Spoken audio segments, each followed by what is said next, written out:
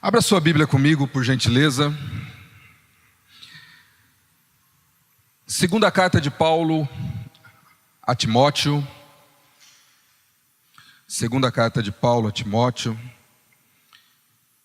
Eu prometo ser bastante objetivo. 2 Timóteo capítulo 4.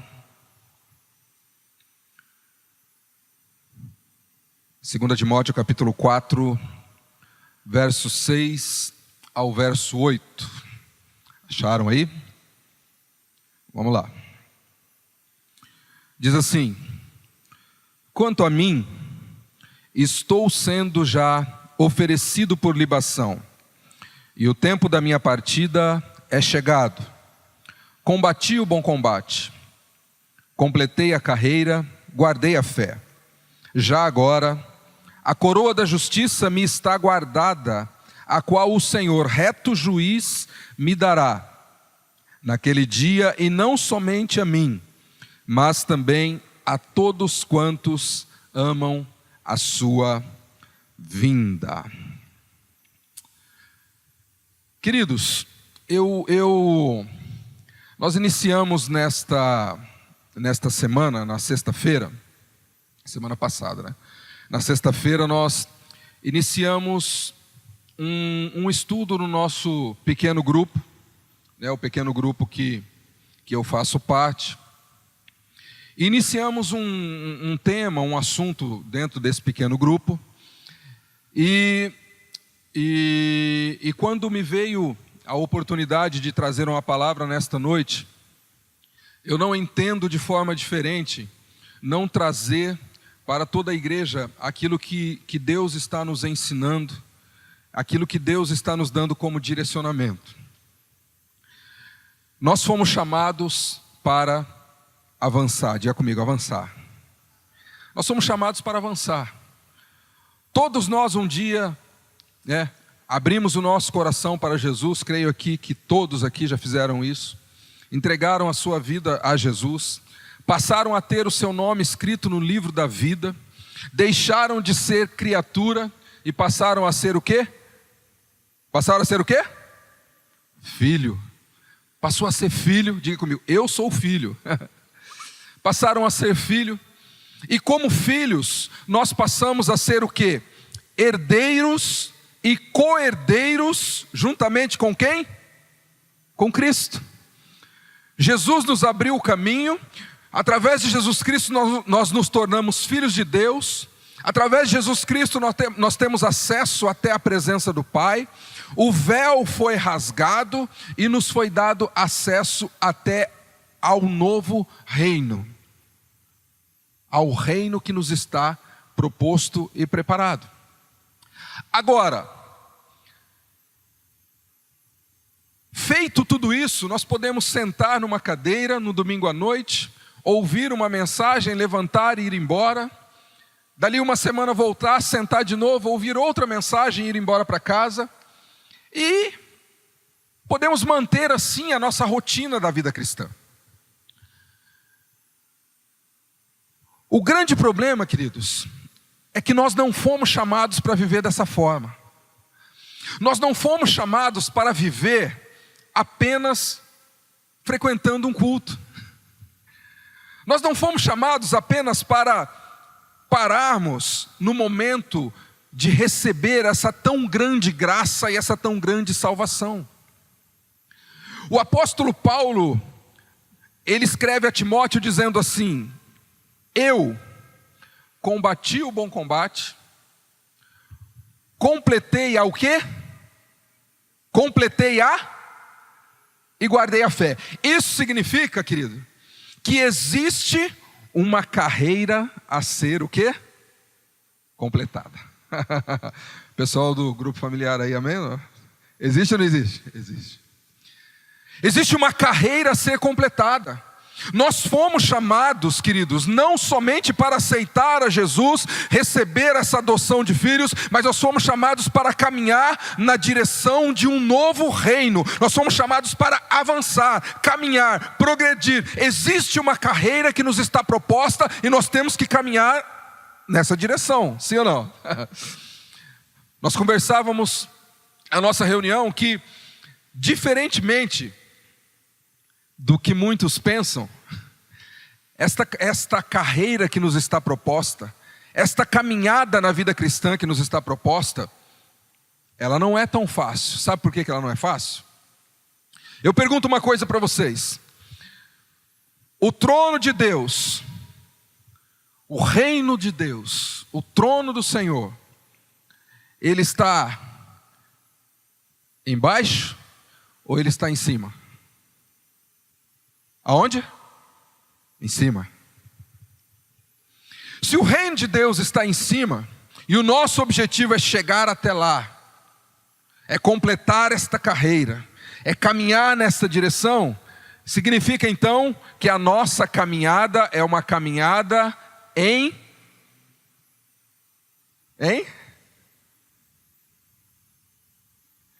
subida. Ou como diriam nossos irmãos lá do Norte e Nordeste, parriba. Nossa caminhada nossa caminhada é para cima, caminhando para o alto, querido. Não é fácil essa caminhada. Nós estamos subindo a serra, sim ou não? Estamos subindo a serra. Não é uma caminhada fácil. Mas Paulo está dizendo que ele completou esta carreira. Significa o quê? Que é possível, diga comigo, é possível eu caminhar na vida cristã. O grande problema, queridos, é quando nós paramos, estacionamos, empacamos. Empacar é pior ainda, né? Empacamos, não saímos do mesmo lugar. O apóstolo Paulo, em uma das suas cartas, ele diz assim: eu queria falar com vocês de uma forma diferente, mas eu não posso ainda, porque vocês não estão avançando, e vocês então não vão compreender. Nós fomos chamados para crescer, sim ou não? Para crescer. A criança, ela nasce, daqui uns dias vai nascer, mas se ela permanecer do mesmo tamanho que ela nasceu, tem alguma coisa errada, sim ou não? Nós falávamos outro dia, conversávamos a respeito do Arthur. E nós estávamos comentando o quanto ele cresceu em relacionamento com as pessoas, não é verdade?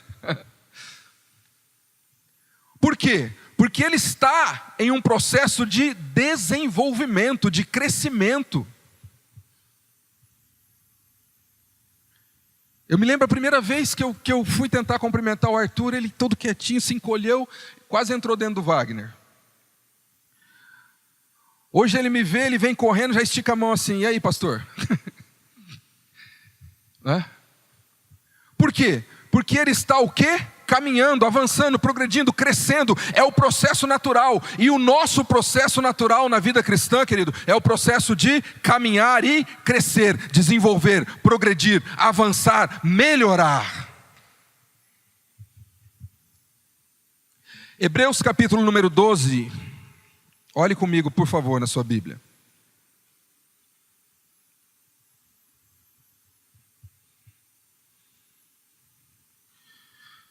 Primeira coisa que nós temos que entender é que existe um objetivo. Diga comigo: eu me converti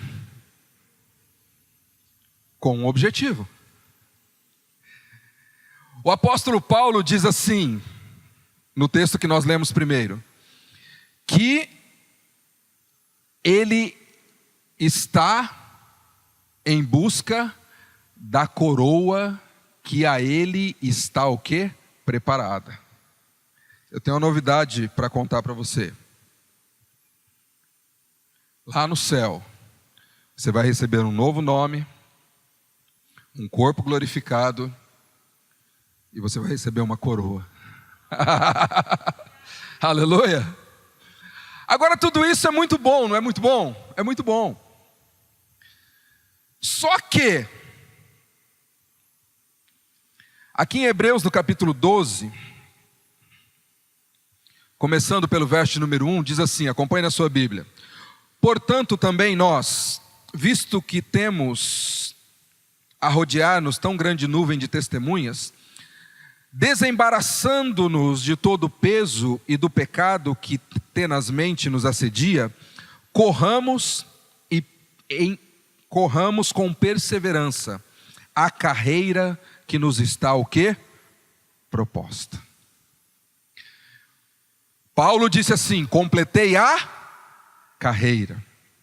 O escritor de Hebreus está dizendo aqui, corramos a carreira que nos está proposta.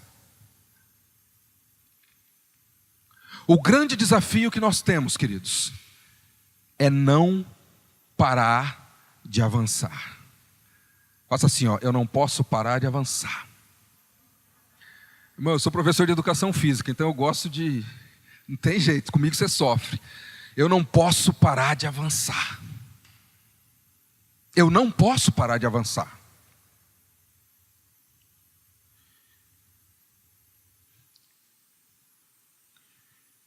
O grande problema é que quando nós começamos a caminhar na nossa vida cristã,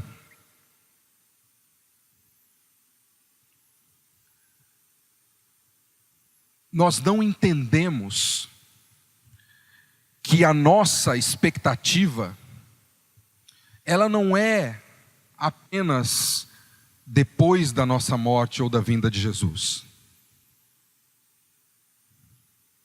Eu vou te dar um motivo. Eu vou te dar um motivo para que você, se você está parado, estacionado, para que você volte a caminhar e volte a avançar. 1 Coríntios capítulo 15, manuseie a sua Bíblia, por favor.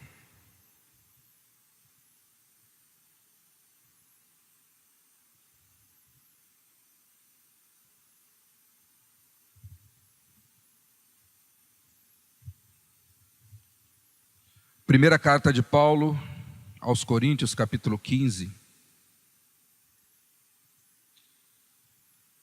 O verso 19 diz assim, se a nossa esperança em Cristo se limita apenas esta vida, somos os mais infelizes dos homens. Romanos capítulo 5, volte mais um pouquinho na sua Bíblia. Romanos capítulo 5. Verso de número 17 diz assim,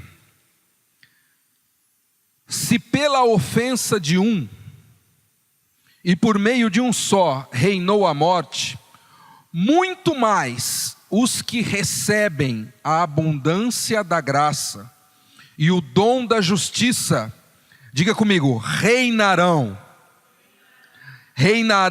em vida por meio de Jesus Cristo. Aleluia. A Bíblia está dizendo, queridos, que eu e você, que recebemos esta graça maravilhosa e o dom da justiça, nós somos chamados para reinar não só no reino futuro, mas para reinar também em vida. Diga comigo, eu vou reinar em vida. O que é reinar em vida, pastor Edivaldo?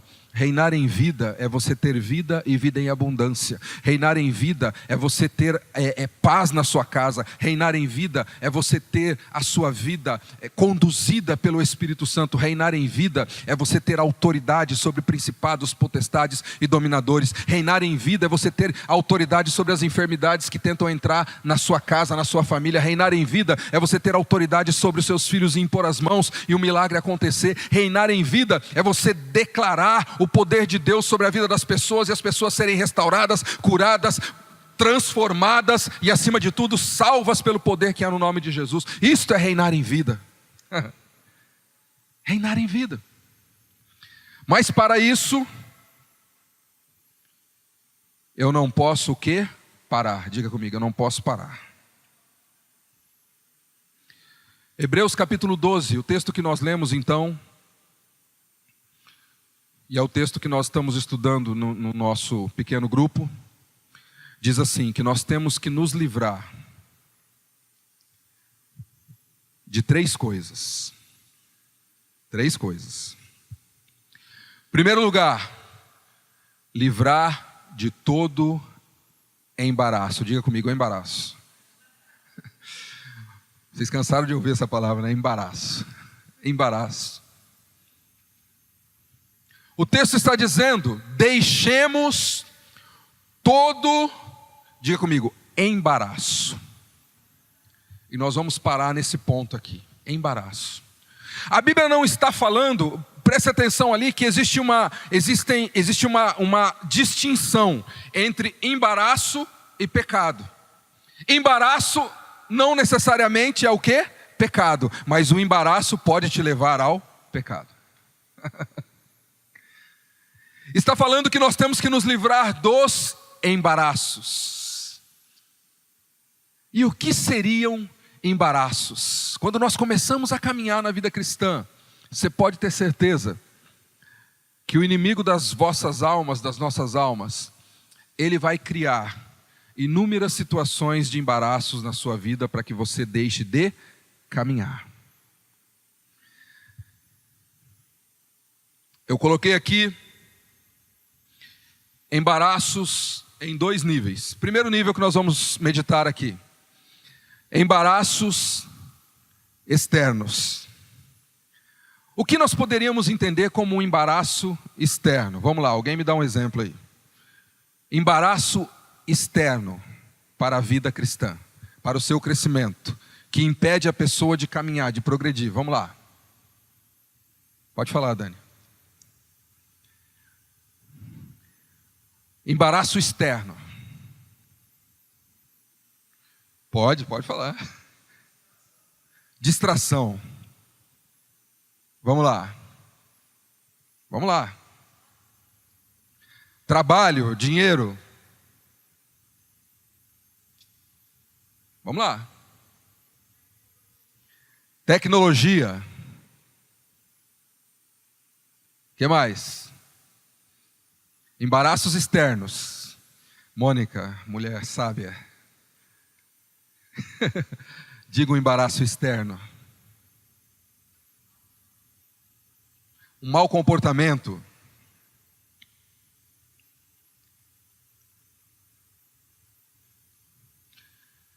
Situações que estão do lado de fora e que nos afetam diretamente. Pastora Carol falou aqui sobre trabalho, dinheiro, não é? Distrações, lazer. Mas tudo isso não é necessário para nós? Trabalho, dinheiro.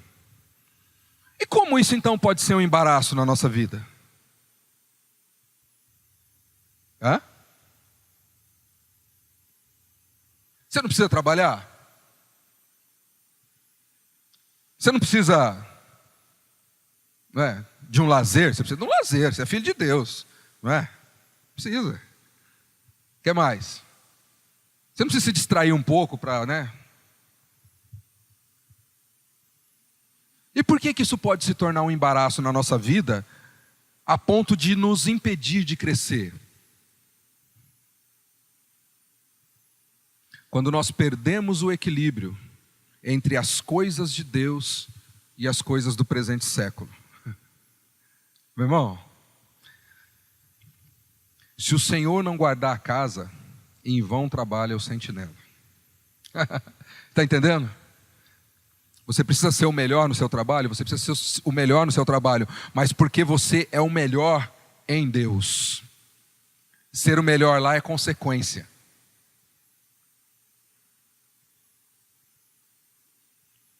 Essas coisas se tornam um embaraço quando nós abrimos mão e nós trocamos, nós perdemos o equilíbrio.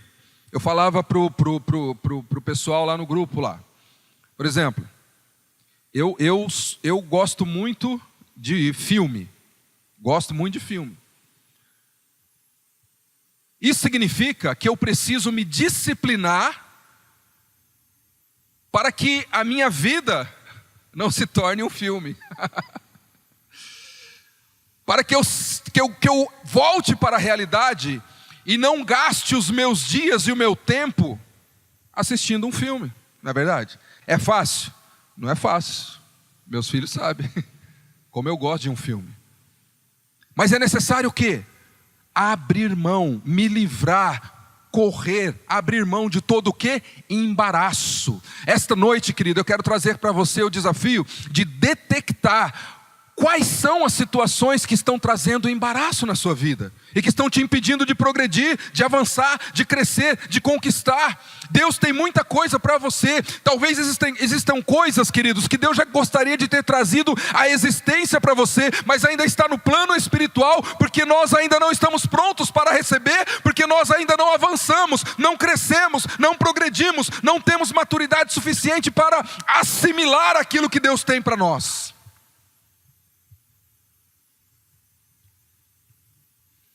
As distrações, os embaraços externos, a tecnologia. Quantos casamentos estão acabando por causa de um aparelho de celular, irmãos? Quanta família sendo destruída por conta de um aparelho de celular, por conta de um computador. Aquilo que era para ser bênção vira uma maldição. São embaraços. São embaraços que tomam o teu tempo, são embaraços que tomam a tua mente, são embaraços que invadem o teu coração, que invadem a tua vida e começam a conduzir a tua vida. São embaraços. Relacionamentos. Estamos falando de embaraços externos. Relacionamentos nocivos. Amizades nocivas que se tornam embaraço para a nossa vida. Queridos, existem relacionamentos que se tornam embaraço para a nossa vida. Você hoje, querido, não pertence mais ao Egito. Você pertence à casa de Israel. Os adornos do Egito têm que ficar no Egito. Dentro de Israel só entra aquilo que é santificado. Aleluia. Relacionamentos, hábitos. O grande problema hoje, querido, estão dizendo aí que nós estamos vivendo uma crise evangélica no mundo, particularmente no Brasil. Sabe por que essa crise? Porque no passado, as pessoas abandonavam os seus hábitos, elas conheciam a Jesus e abandonavam as suas práticas e passavam a adotar novas práticas de vida. E hoje não. Hoje as pessoas conhecem a Jesus e elas querem entrar na casa do Senhor Jesus com a mesma mala carregada com a bagagem que ela usava lá fora. É os hábitos, o linguajar, as atitudes, as ações. Aí continua enganando, continua mentindo, continua roubando, não é? As mesmas coisas, as mesmas práticas. Não muda.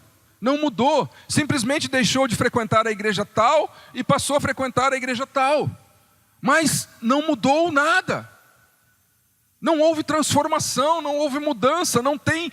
Isso se torna o quê? Um embaraço. Se torna um embaraço. Quantos aqui têm colegas de trabalho mundano? Levante a mão. Agora, colega de trabalho mundano ao quadrado. Levante a mão. Ao cubo. Irmão, se você não estabelecer limites, se você for tentar agradar gregos e troianos, você vai morrer. Se você não estabelecer e deixar claro quem você é, os princípios que você tem, em que você acredita, e qual é a sua regra de fé e prática, você vai ser engolido. Nós vamos ser engolidos. São embaraços o quê? Externos. O sistema dita as normas. São embaraços externos. E o escritor de Hebreus está dizendo assim que nós temos que nos livrar de todo embaraço. Diga comigo, eu preciso me livrar dos embaraços externos. Agora, existe também uma segunda categoria de embaraço. os embaraços internos. Diga comigo, internos. Embaraços internos. Estes são mais complicados. Porque os externos são visíveis. Os internos, só você e Deus sabe. São os embaraços internos, situações que nos prendem, situações que nos aprisionam, situações que nos trazem peso, situações que não nos permitem caminhar, situações que não nos permitem avançar. Quais são? O que nós podemos identificar como embaraços internos? Vamos lá. Começou a enquete de novo. Embaraços internos. Quem falou? Mágoa. O que mais? Medo. Frustrações. Decepções. Falta de perdão ao quadrado aqui. Falou os dois juntos. Né? Fusca azul. Queridos,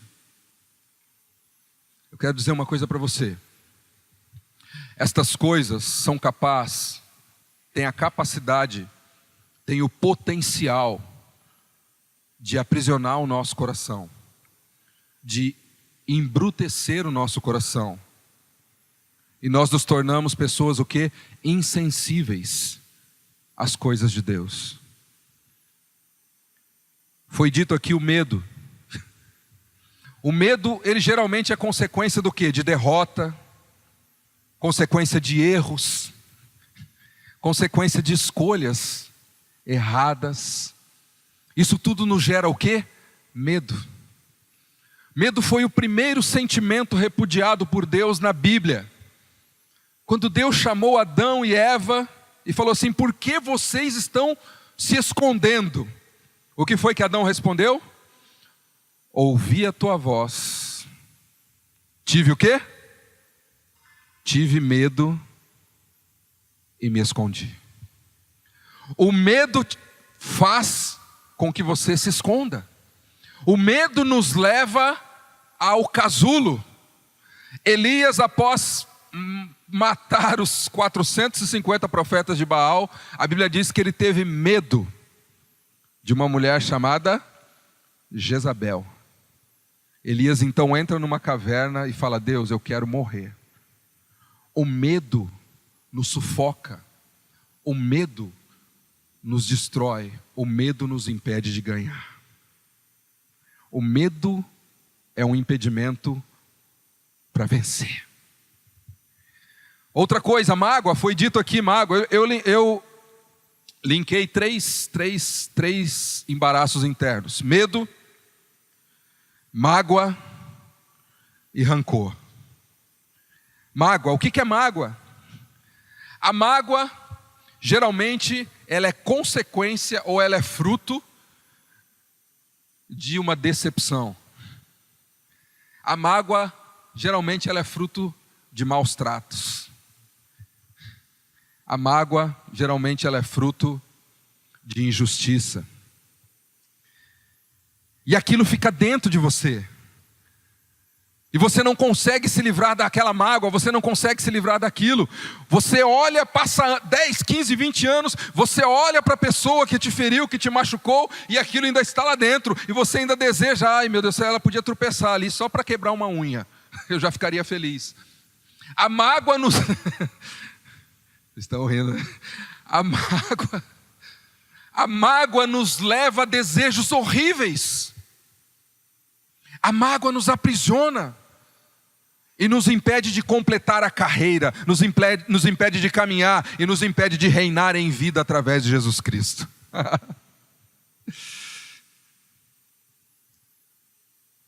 Falamos do medo, falamos da mágoa, vamos falar do rancor.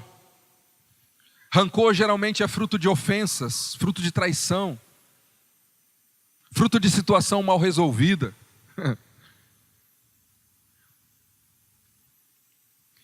E a Bíblia está dizendo que nós temos que nos livrar de tudo aquilo que nos embaraça.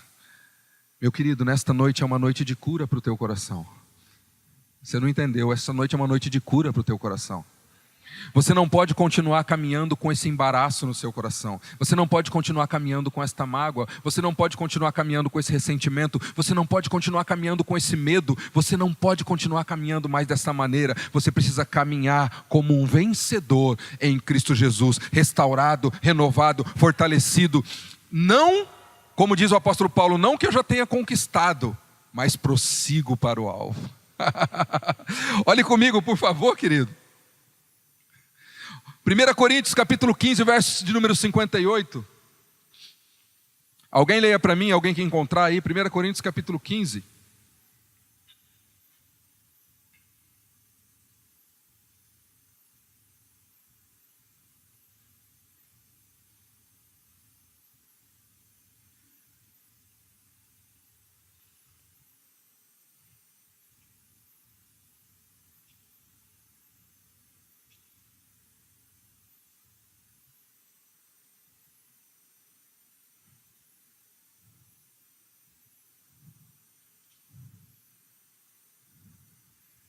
Verso número 58 diz assim: portanto, meus amados irmãos, sede firmes e inabaláveis, sempre abundantes na obra do Senhor, sabendo que no Senhor o vosso trabalho não é vão.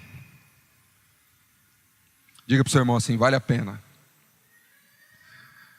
Vale a pena perdoar. O perdão afasta a mágoa. Queridos, 90% dos nossos problemas interiores, eles são resolvidos através do perdão. Sabia disso? Muito daquilo que pesa no nosso coração pode ser resolvido através do perdão. Vou falar uma coisa para você, meu irmão. Se ele não te pagou até hoje, perdoa, não vai pagar mais. Não adianta você ficar carregando isso no seu coração. Se ele não te procurou até hoje para resolver essa situação, perdoa, meu irmão. Não vai te procurar mais. Libera. Deixa. Para de carregar essa corrente com esta bola desse tamanho na perna. Sabe? Não vale a pena. Não vale a pena.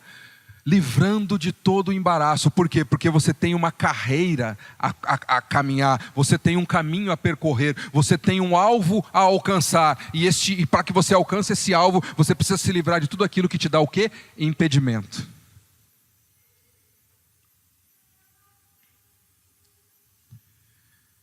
Pastor, como é que eu posso me livrar dos embaraços? Em primeiro lugar, não desista de lutar. Diga comigo, eu não posso desistir de lutar. Alguém disse assim: meu Deus, depois que eu me converti parece que piorou. Estava bom, não estava muito bom também. Estava meio ruim, agora parece que piorou. Não é que piorou, querido. Não é que piorou. É que você está passando pelo processo da purificação. Sabia disso? Fique em paz. Não piorou, não. Pelo contrário, melhorou. A questão é: não desista. Não pare de lutar. Não pare de caminhar. Continue avançando. Em segundo lugar, Hebreus capítulo número 12. Olhe comigo lá, por favor.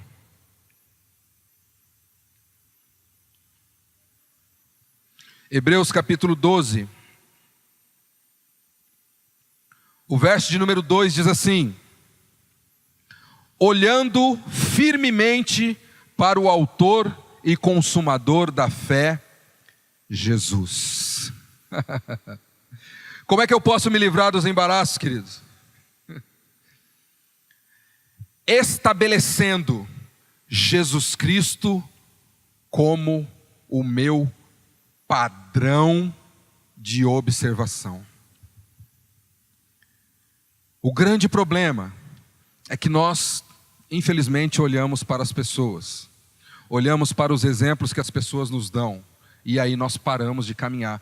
Mas o escritor de Hebreus está dizendo aqui, livrando de todo embaraço, olhando firmemente para quem? O autor e consumador, que é quem? Jesus. Diga para o seu irmão assim: Jesus não te decepciona.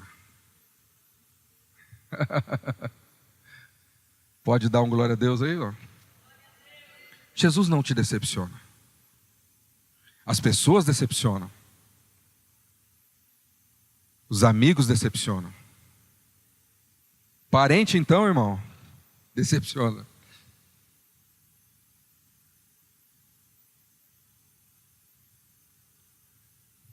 Jesus não decepciona. Jesus não decepciona. Aonde nós estamos firmados. Hebreus está dizendo aqui: livra-se de todo embaraço, livra-te de todo peso, livra-te de todo pecado, olhando firmemente para o autor e consumador, Jesus Cristo de Nazaré. Ele é o caminho, Ele é a verdade, Ele é a vida, Ele é a rocha, Ele é o porto seguro, Ele é o sustento, Ele é o autor da fé, Ele é o autor da vida, Ele é o galardoador, é Ele que está com a coroa na mão, é Ele que está te esperando no final, na linha de chegada, é Ele quem está te esperando, querido. Então nós precisamos focar na pessoa de Jesus. Último lugar.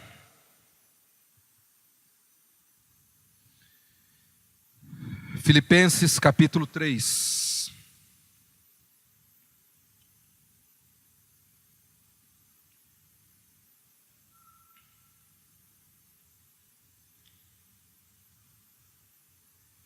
Filipenses capítulo 3.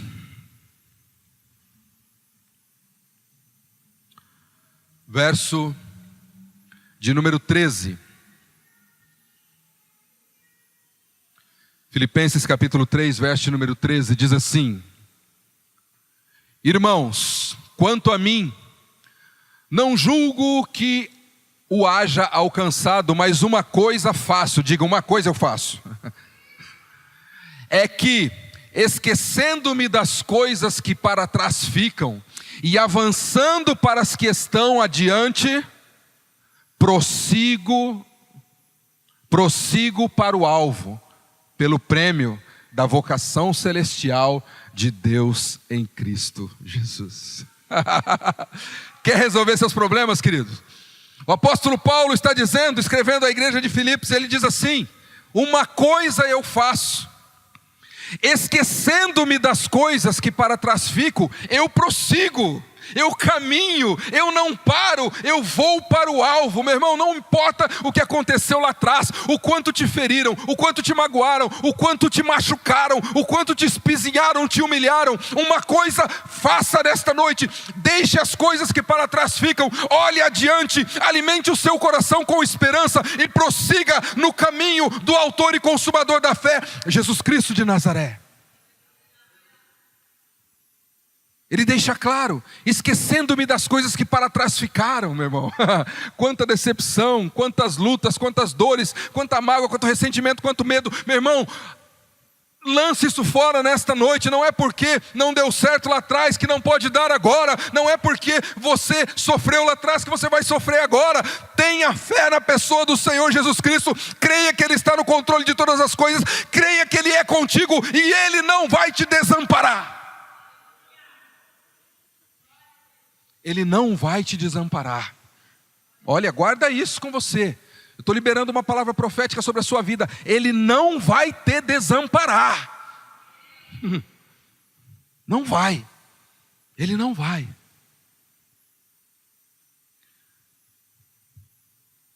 Esquecendo-me das coisas que para trás ficam, caminho adiante para aquelas que estão preparadas para mim. Essa noite eu vim dizer para você que existem coisas grandes que você ainda não sabe, que os seus ouvidos não ouviram, que os seus olhos não viram, que nem chegou até o teu coração. São as que Deus tem preparado para a tua vida. Mas para isso você precisa o quê? Diga comigo: avançar. Avançar. Subir a serra, diga: subir a serra. Subir a serra. É fácil? Não é fácil. É impossível? Não, também não. É possível sim. Meu irmão, amanhã tem um leão para você matar. E você vai matar em nome de Jesus. Figurativamente falando, tá? Amanhã tem algo para você vencer? Meu irmão, você vai vencer. Porque maior é o que está com você do que o que está no mundo. Amém? Estão falando de você? Avance, meu irmão. Avance, caminhe. Neemias, eu já vou encerrar aqui. Pode ficar em pé, por gentileza, os que puderem. Neemias,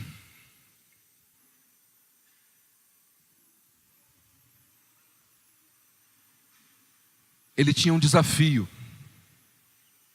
Quantos conhecem a história de Neemias aqui? Neemias tinha um desafio muito grande. Neemias tinha o desafio de reconstruir os muros de Jerusalém. E Neemias então aceitou esse desafio. E Neemias então começou a reconstruir os muros de Jerusalém com suas próprias mãos. Um belo dia, se levantaram 3 homens e começaram a defamar Neemias. Escreveram cartas defamando Neemias.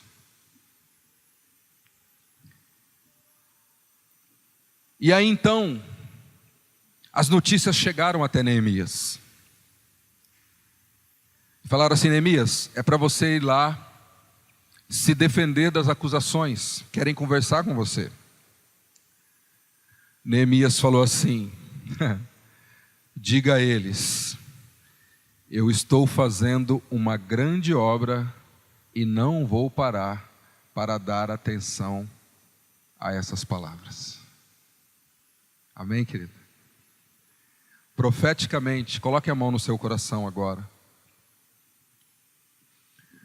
Diga comigo assim: Senhor, eu declaro que eu estou caminhando na direção do teu reino.